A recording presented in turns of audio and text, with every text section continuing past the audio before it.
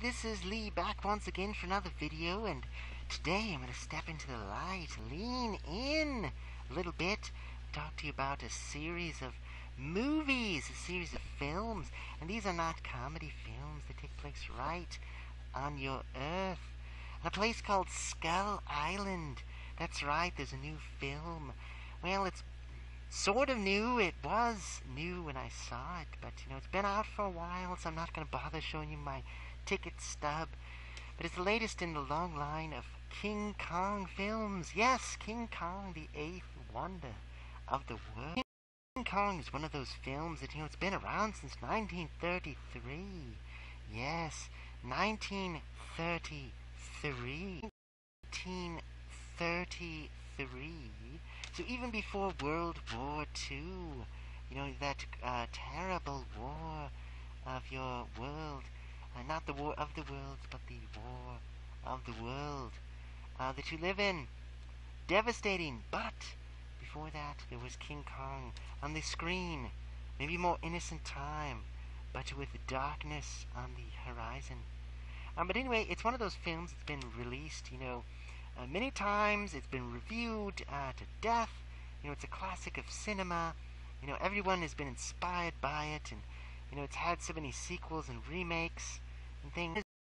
As a younger, smaller person, I enjoyed, King Kong, the movie, and let's bring some more light in here. Yes.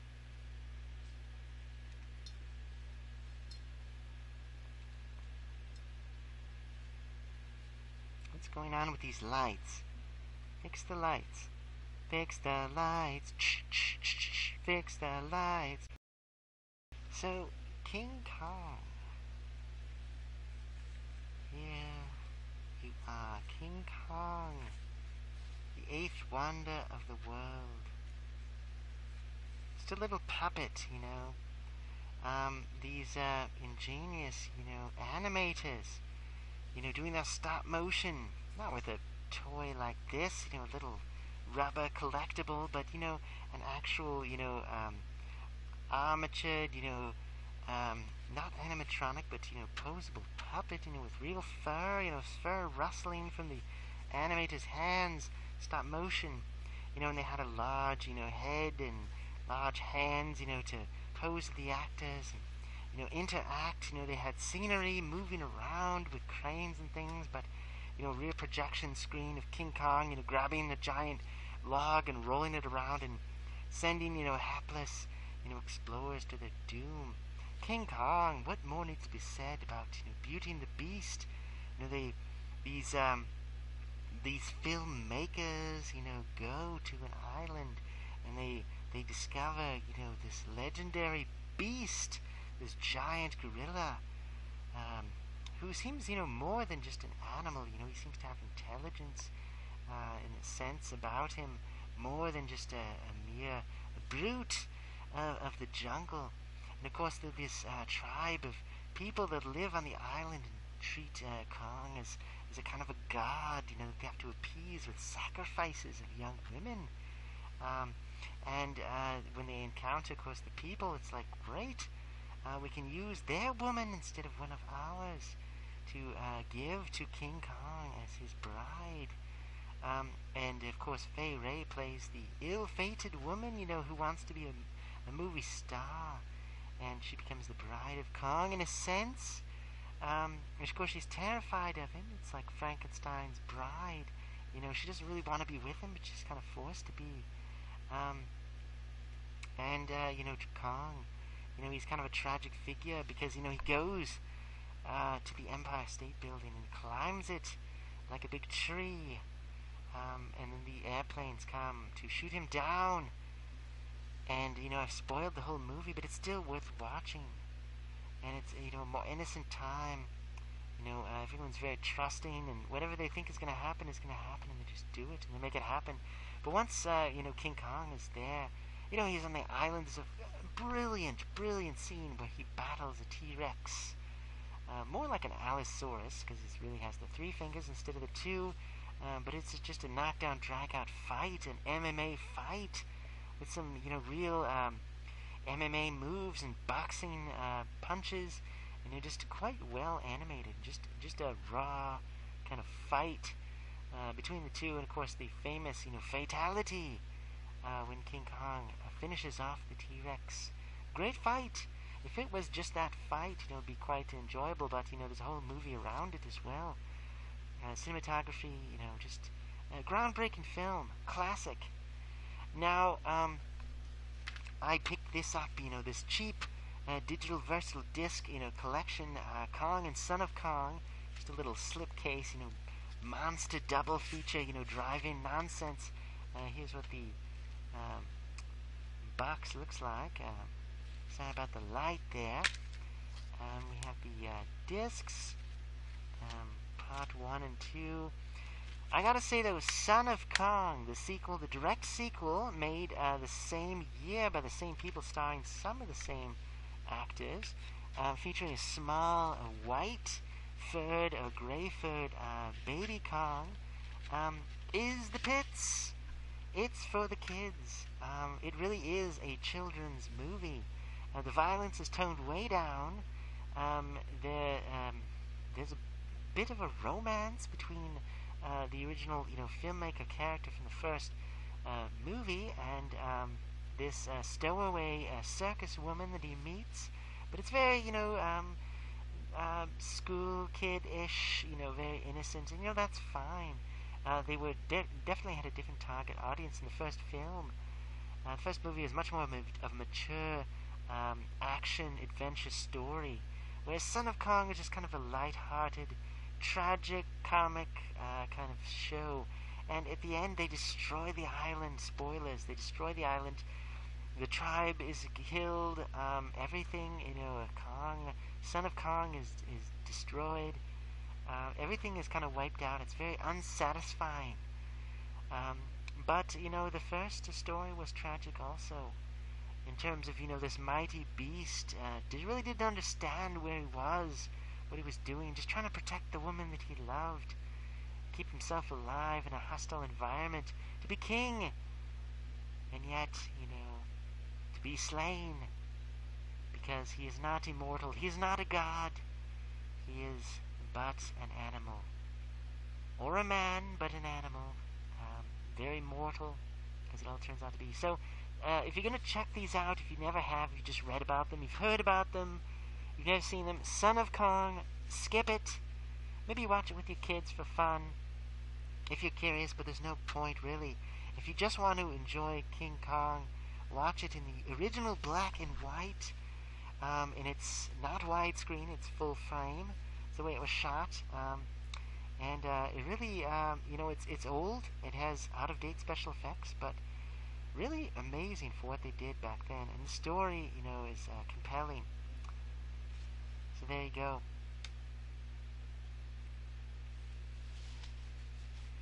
And every sequel to King Kong after that has always tried to kind of clean up, things that people had problems with the original story. So I'll get into that more when I talk about some of the sequels. So, you have many sequels to King Kong, that pop up. I don't have enough of these, but, you could have a whole bunch of them. 1976 saw King Kong. There you have, Jessica Lange and Jeff Bridges. They take a little bit of a different take on the story. It's clearly like responding to, or taking into account the original film and people that saw it. Sigmund Freud, if he was still living, would love this film. There's so much subtext about, human sexuality, but beneath the surface, as a small person watching this, I really didn't pick it up. I'm talking about, but now I do. So, I don't know if that's your cup of tea. You may enjoy it on that level. But really, it's essentially a remake. It's the same story. You have people going to the island, but this time, instead of a filmmaker trying to make a film, it's an oil company looking for lost oil. And they find, they try to subvert some of the things. They find this tribe, but, they have this strange culture, of these dark-skinned people, that worship this giant animal, and the, they have but they're mostly Americans, Caucasian. I think there's one African American in the group, and he survives actually the assault. When Kong is, you have the men, climbing on this tree over this abyss, a log over an abyss, and there's creatures below that you don't see, of course.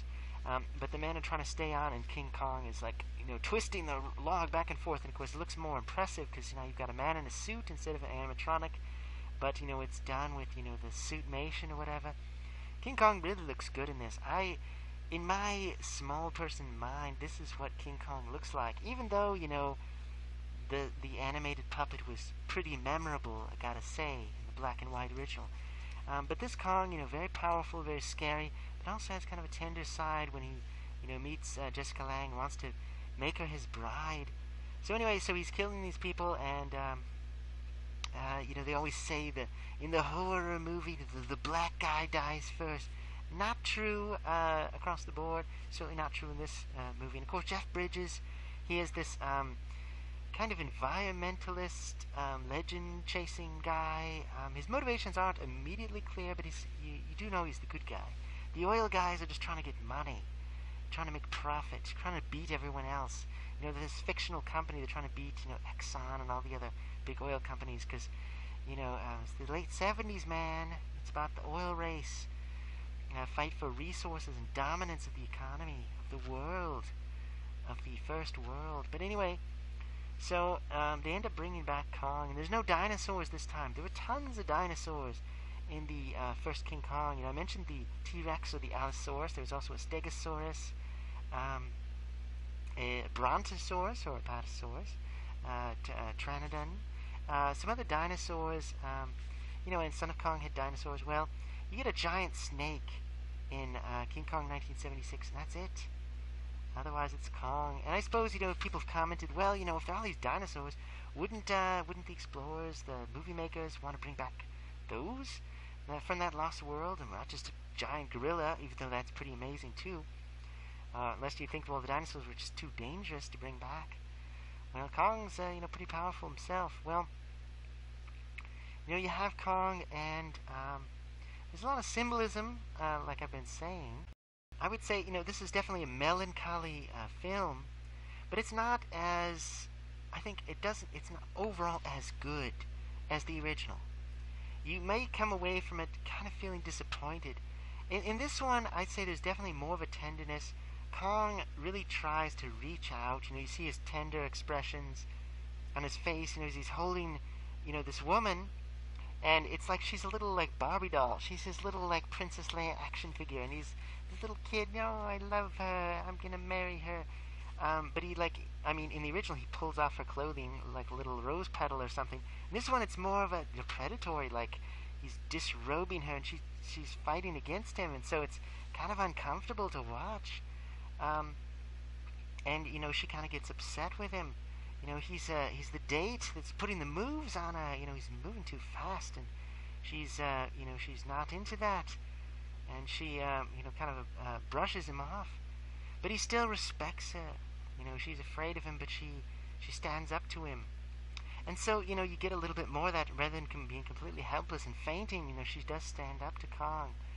And Jessica Lange's character, she tells a story. And it's kind of a spin on the first King Kong story, because in that one, you have the filmmaker who's a good-hearted man. He wants to make a profit, but he's nice. He looks out for her. He wants to recruit her to be in his film with Kong. So he does put her in danger, puts her life at risk, but, he means well. Whereas in this one, the woman tells a story about how she met a filmmaker who said, oh yes, I'm going to put you in movies. And it turns out he was a cad. He was a con. He was a pervert, He was trying to take advantage of her. The movies he wanted to put her in were not, respectable, nice movies. And so, she was just disgusted by him and disillusioned, feeling taken advantage of. And yet she gets shipwrecked and saved by these oilmen who are going out to find Skull Island and find King Kong. So she ends up meeting a good man. And they try to get Jeff Bridges and Jessica Lange to get married as part of publicity for Kong. And the same kind of craziness ensues. They get to New York, and this time it's the World Trade Center and not the Empire State Building. And it's sad because the World Trade Center is gone, destroyed by terrorists in a horrible, devastating attack many years ago now. But King Kong, goes up there, and Jessica Lange, her character is, she looks out for Kong. She's not really an animal lover, but she's kind of just, is it Stockholm Syndrome, or she just kind of respects him, knowing that he isn't going to eat her, destroy her, violate her in any way. He's trying to protect her, even though he doesn't really know what he's doing, maybe. He just is an animal mind, because his brain would be bigger than any human's if he were real. But the helicopter gunships come after him, and it's just this touching scene where, he's holding her and he sets her down, just like he does in the other movie, to fight. Instead of the biplanes, or the triplanes, in the original, as the helicopter gunships, she's like, no, they'll kill you. Because she knows if, they're not going to hit her, they're going to try to hit, the big target of King Kong. So it's like he's got a hostage, and if he sets her down, they'll just destroy him. Because he's not made of armor, he's not Godzilla, he's vulnerable to a big ape. So, the gunships destroy him. They kill him, he sacrifices himself to save what he thinks of as his mate. And King Kong is destroyed. And they made a rather bad, as I remember, sequel called, I think it was King Kong Lives, where they try to revive King Kong and they give him a mate, another giant gorilla, and of course he kills some people, and I forget if he dies again and then his son is born. I think it's something like along those lines. If I watch it again, I may review it, but it was even further removed from this story. I mean, this is a movie that I watch again out of nostalgia, primarily. I like the look of the film, but the story, the characters, not quite as good. Except for, the ending, very sad. As a child, King Kong, I kind of liked him. He was a big monster, but I kind of liked him. And now he's gone, blown away by these ships. But really, it was beauty that killed the beast. Isn't that the lesson of the first film? Beauty hath slain the beast. So sad. But anyway, moving on, we had Peter Jackson, hot on the success of the Lord of the Rings film trilogy, comedy of Middle-earth. He set our sights on making an epic, was it 3 hours long? It was way too long, version of King Kong.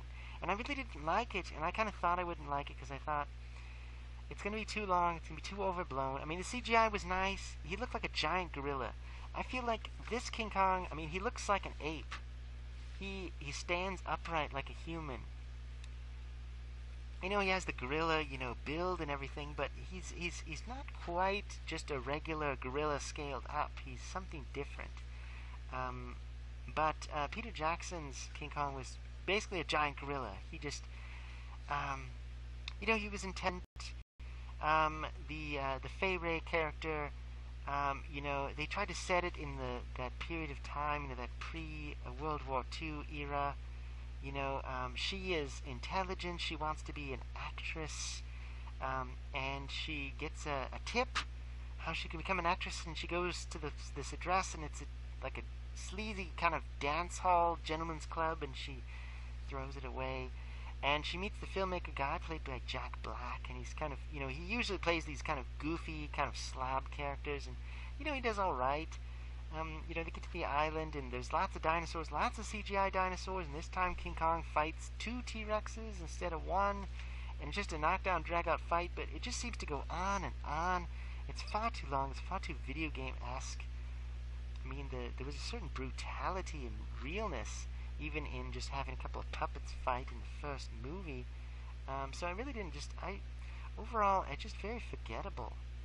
I just really didn't like Peter Jackson's King Kong, and I felt like I gave it a chance. It was one of these big blockbuster movies, but it just wasn't as good as either the original or the, troubled but psychologically kind of interesting remake.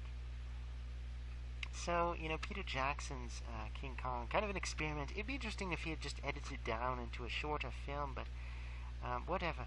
But as the female lead, she is much more interesting. She tries to communicate with Kong. She tries to reason with him. She tries to form a relationship with him to keep herself alive, of course, but also to understand him.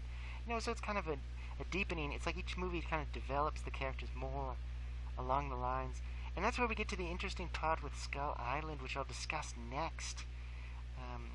Just to take a little bit, just to get some thoughts out about Skull Island. Skull Island, it's set in the 1970s of the Vietnam War has been coming to an end. The United States pulling their GIs out of Vietnam, South Vietnam, fighting the Viet Cong, North Vietnamese army, and guerrilla forces.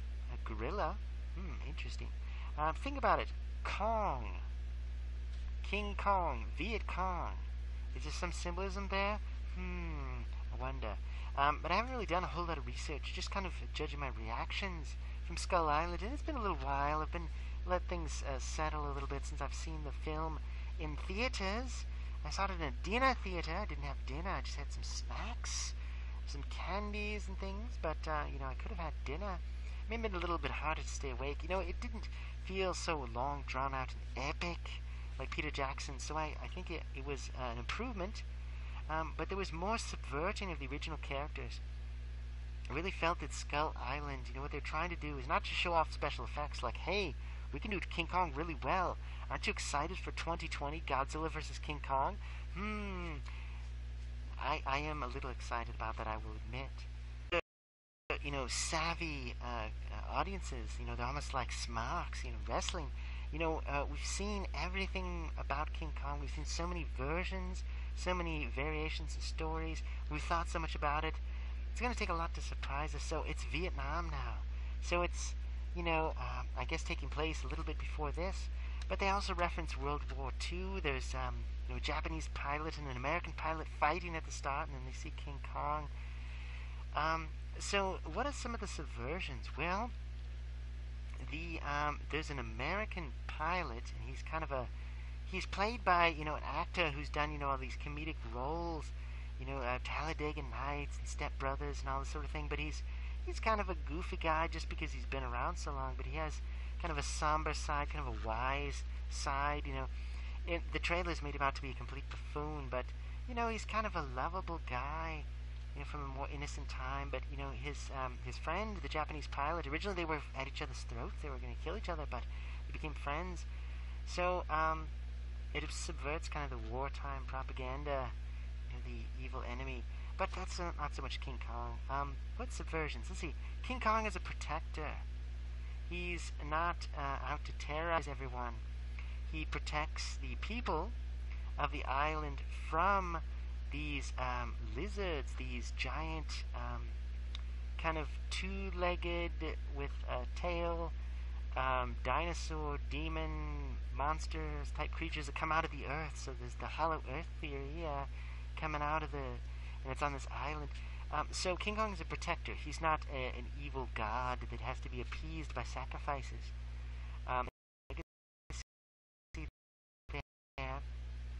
The islanders, the natives, I think people criticize Peter Jackson by making them, dark-skinned people who were scary.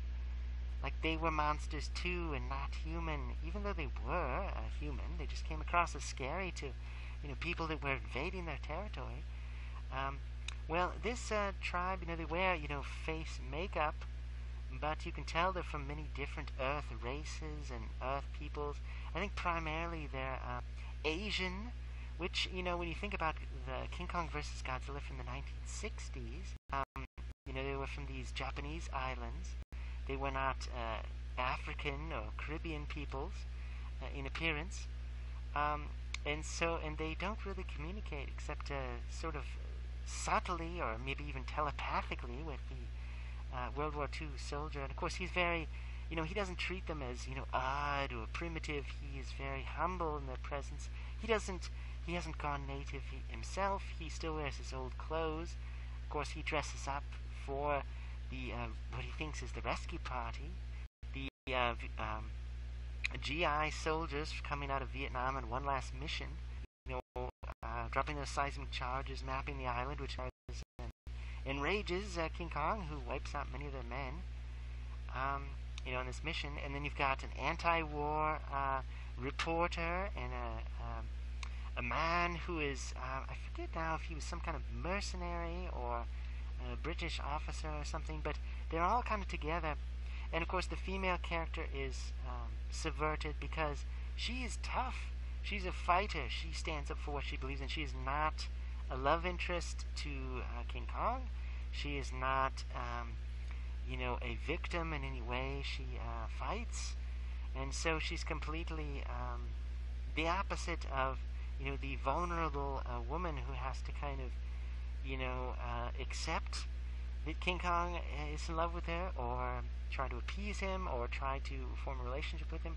I mean, there's a moment where she kind of has a contact with King Kong, and it's kind of just like they have an understanding, like, oh, he's this, it's kind of this cliche, like, oh, he's this beautiful animal. He's the last of his kind. We can't kill him. We just have to understand him. He's just doing what he has to do to survive, respect kind of thing. Rather than, this big, monster is in love with me, help, kind of thing. So, it's kind of interesting. And Samuel Jackson plays this commander, and he's kind of this heart of darkness, vengeance. It's like you killed my men, and I'll kill you. And he's kind of obsessed. It's almost like a Moby Dick kind of character. So, there's all kinds of things floating around in Skull Island. I think I'd have to give it another watch after I've kind of, I've gone back over the other Kongs. Except for the Peter Jackson one. I had no desire to see it again. I just kind of went through it in my memory, in my mind. Sometimes you need a fresh look at a film, and sometimes you just don't care enough to do so. But I think Skull Island, it has its place, but it really isn't much without the other films. Without that legacy already, you may just think, what is this? This is just a big tease for the next King Kong movie. Kind of like Godzilla from Legendary Films in 2014, how that felt like a tease. We saw him just start to show his power and start to beat up some monsters, and then it's over. It was really more about the army and their little side story with their bombs and everything. Well, in this one, very few survive. And the ending of the film, spoilerific spoilers, Spoilerville, is that they leave the island and they leave Kong there. What a subversion of the original story, because, normally they go to the island to get Kong, to bring him to our world where he meets his match, and he dies, tragically. Well, he's still on the island, Skull Island. So is there going to be a sequel where they bring him to New York City, or what? Or is it going to be Godzilla vs. King Kong, not King Kong vs. Godzilla, in 2020, where we have a face-off between the two? Well, who knows? Maybe they bring him to the city so he can fight Godzilla. Who knows? I'm kind of looking forward to it, even though, King Kong vs. Godzilla was schlock. It was meant to be schlock. And the new one may be schlock as well, but we'll see. But, yeah. So, the movie ends and we're all shocked because King Kong's still on the island. It's kind of like leaving Vietnam. It's like the Viet Cong are still there. We fought them. We tried to defeat them, but we couldn't defeat them. We just took our lot and we just had to move on. Maybe he was trying to defend the homeland. Maybe the Viet Cong felt like they were fighting for their land, and they used brutal tactics. But in the end, they did what they thought needed to be done. And we just had to respect it, even though we'd lost, our own people, fighting them. And we just had to give up because it was just too costly. So maybe that's what it is. Kong does what he does.